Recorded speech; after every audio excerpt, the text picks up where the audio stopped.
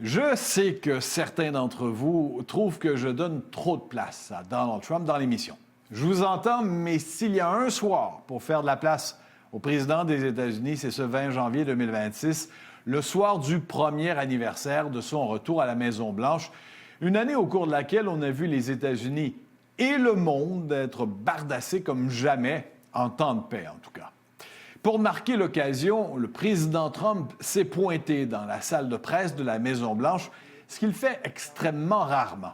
J'y étais et je m'attendais de sa part à un exposé éclatant sur ce qu'il affirme avoir accompli au cours des 365 derniers jours.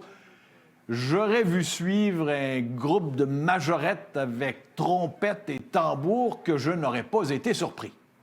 Ah bien, il a réussi à me surprendre, mais en nous offrant pendant la première heure et quart un énoncé lent, prononcé à mi-voix, ennuyeux finalement, de ses réalisations, celles de son administration, revenant constamment avec ses fameuses excuses que tout le bordel, c'est la faute à Biden, qu'il a hérité d'une catastrophe de Joe Biden et que ce qu'il a accompli au cours de la dernière année, c'est de ramasser finalement tous ses pots cassés et de faire des États-Unis, comme il le dit si souvent, le pays le plus hot sur la planète.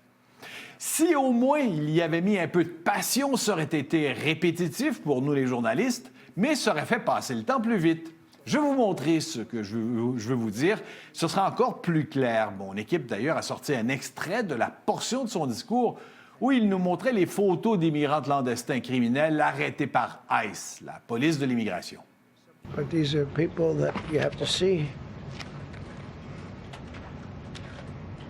Strong-arm rape, aggravated assault with a weapon, and many other crimes.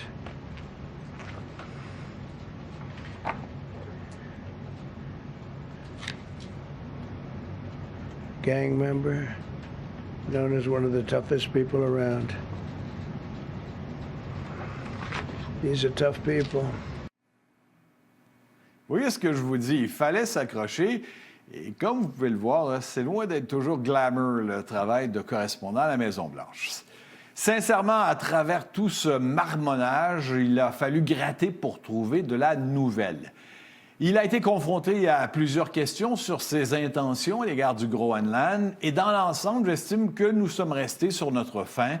Les Groenlandais n'en reviendront pas quand il va leur parler et leur faire ça, on peut juste extrapoler, là, leur faire une offre qu'ils ne pourront pas refuser. You said you're confident something's going to get worked out in Greenland, but Greenlanders have made it clear they don't want to be part of the U.S. Well, what gives the U.S. the right to take away that self-determination? When I speak to them, I'm sure they'll be thrilled. How far are you willing to go to acquire Greenland? You'll find out.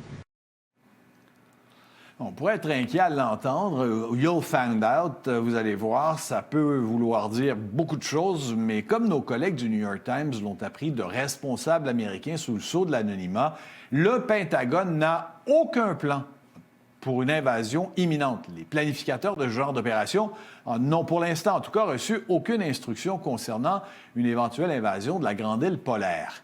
Mais le fait qu'il revienne sans cesse sur le sujet, comme la nuit dernière, il était 1h du matin lorsqu'il a diffusé sur son réseau social cette image, ce dessin de lui, son vice-président et son secrétaire d'État plantant le drapeau américain au Groenland, ça continue de secouer les membres de l'OTAN puisque la prise de possession du Groenland se ferait aux dépens du Danemark, un allié au sein de l'Alliance Atlantique. Questionné sur le sujet, il s'est montré vague là aussi, sauf pour sa détermination à mettre la main sur la Grande Île, mais promettant que finalement, tout le monde au sein de l'OTAN sera content. I think something's going to happen that's going to be very good for everybody. Nobody's done more for NATO than I have, as I said before, in every way. I think that we will work something out where NATO is going to be very happy and where we're going to be very happy. But we need it for security purposes. We need it for national security and even world security. It's very important.